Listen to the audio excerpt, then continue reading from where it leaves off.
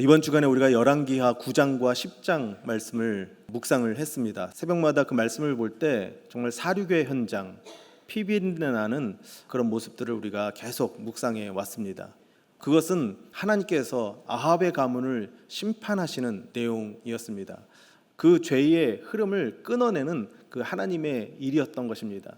이 일을 시작하는 데 있어서 시작점이 무엇이었냐면 오늘 열왕기하 9장에서 읽은 예후가 왕으로 기름 부어서 세움 받는 그 일입니다. 사실 북이스라엘 왕이 선지자로부터 기름 부음을 받고 왕이 되었다라는 것은 매우 독특한 사건입니다. 남왕국의 왕들은 다 하나같이 왕이 될 때 선지자로부터 기름을 부음 받습니다. 이것은 무엇을 의미하냐면 여호와 하나님이 우리의 왕이시다라는 것을 인정하는 것입니다. 하나님이 제가를 해야지만 왕이 될 수 있기 때문에 그런 것입니다. 그런데 북이스라엘 왕 중에는 이렇게 기름을 부음받아서 왕이 된 사람이 없습니다.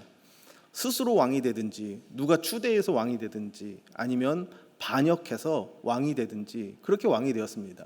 그런데 유독 예후만 기름 부음을 받고 왕이 되었습니다. 이것은 예후에게 특별한 하나님의 어떤 사명, 부르심이 있다라는 것을 우리에게 말하고 있습니다. 오늘 이 본문을 통해서 예후가 기름 부음을 받고 왕이 되었다라는 것, 이 사건을 통해서 하나님께서 우리에게 무엇을 말씀하시는지 거기에 초점을 두고 함께 말씀을 나누도록 하겠습니다.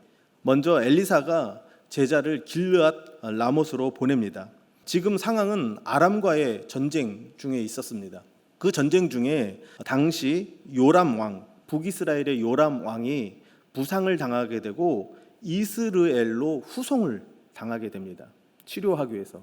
그리고 함께 그 전쟁에 참여했던 남유다의 아하시아 왕이 병문안을 하기 위해서 그 요람 왕에게 갑니다. 이 장면을 놓고 봤을 때 그냥 일상적으로 보면 요람 왕이 부상을 입었기 때문에 후송되어지고 그리고 요람 왕과 함께 했던 아하시아 왕이 어떻게 된 일인지 궁금해서 갔다 이렇게 생각할 수도 있습니다.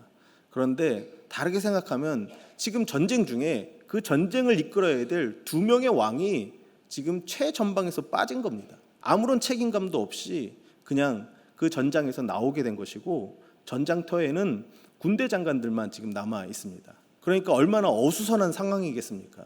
지금 이 전쟁을 어떻게 이끌어가야 되는가? 우리 왕들은 지금 다 이스라엘에 가 있는데 길르앗 라못 여기서 우리가 뭘 해야 되지? 아마 그런 막막한 그런 상황 가운데 있었을 것입니다. 이렇게 어수선한 가운데 있을 때 선지자들이 모여 있는 그곳에서 하나님께서 새로운 일들을 시작하고 계신 것입니다. 어떤 일이냐면 예후를 왕으로 삼아라라는 명령을 엘리사에게 하나님께서 주신 것입니다. 엘리사가 제자 중에 한 사람, 그런데 젊은 청년이었던 것 같습니다. 이 청년에게 명령을 합니다. 지금 바로 길르앗 라못으로 가라. 그리고 그곳에서 한 사람을 정확하게 지목해서 이야기를 합니다. 예후라는 사람이 있을 터인데 그 예후를 찾아서 골방으로 들어가라. 그 골방에서 그에게 기름을 부어 이스라엘의 왕으로 하나님께서 삼으셨다라고 하면서 기름을 부으라고 명령을 합니다. 사실 이 일은 결코 간단한 일이 아닙니다. 왜 그렇습니까? 지금 북이스라엘의 왕은 요람이라는 왕이 지금 존재하고 있습니다. 부상을 당하고 있을 뿐이지 지금 존재하고 있는 것입니다. 그런데 그 왕을 제껴두고 지금 예후를 왕으로 삼으라는 것입니다. 그리고 이 요람 왕은 어떤 왕이냐면 그 무시무시한 아합이라는 왕가의 후손입니다.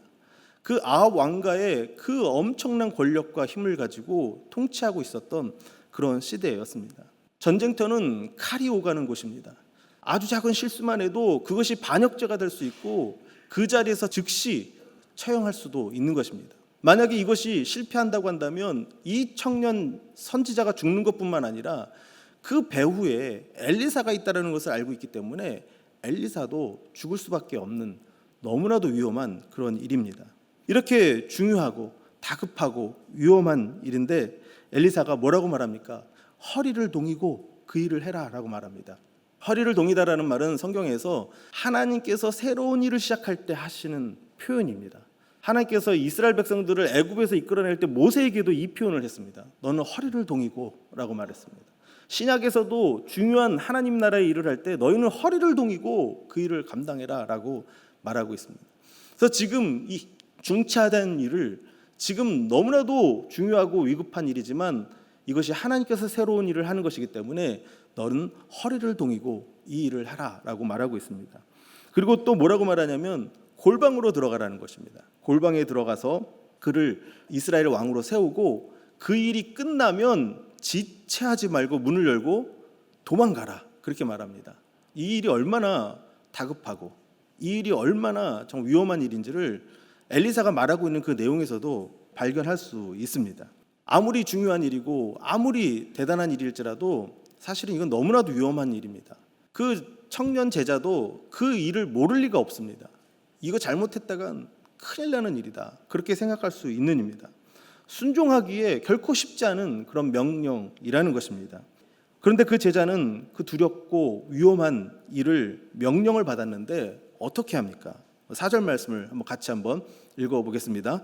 그 청년 곧 그 선지자의 청년이 길앗 라못으로 가니라. 즉시 순종하고 있는 모습을 보게 됩니다. 살아있는 왕을 두고 그 사령관 중에 한 명인 예후에게 기름을 부어서 왕으로 세운다라는 것은 피비린내 나는 싸움의 시작일 수도 있다라는 거예요. 이것은 사실 상상하기 어려운 일입니다. 자기 자신의 목숨뿐만 아니라 스승인 엘리사의 목숨까지 내놓고 해야 되는 그런 일이었을 것입니다. 이걸 모를 리가 없습니다. 그럼에도 불구하고 그 스승 엘리사가 하는 말에 토 하나 달지 않고 이거 안 되겠는데요, 이런 말도 하지 않고 그대로 길앗 라못으로 가는 이 젊은 제자 선지자를 볼 수가 있습니다. 제가 이 본문을 보면서 내가 만약 이 자리에 있다고 한다면 나는 그렇게 할 수 있었을까?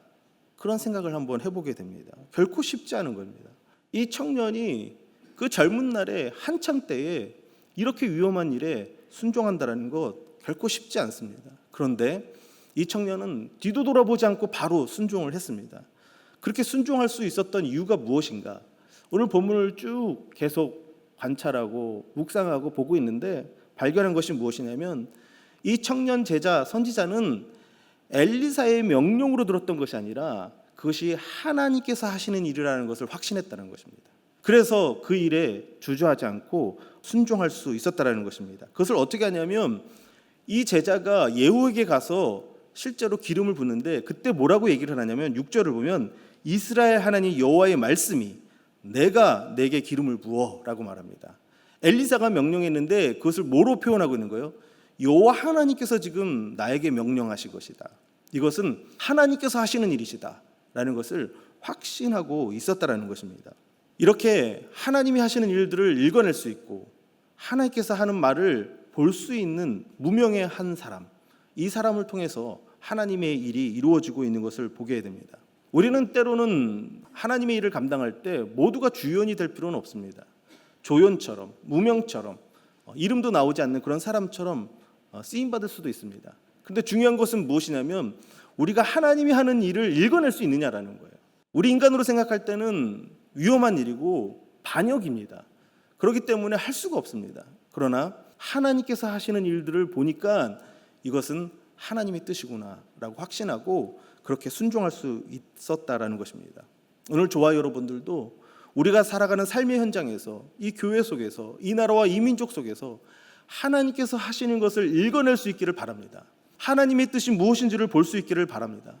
목회자인 저가 이곳에서 강단에서 말씀을 전할 때 여러분들이 하나님의 말씀을 들을 수 있다고 한다면 그것보다 더 큰 은혜가 없다고 저는 생각을 합니다.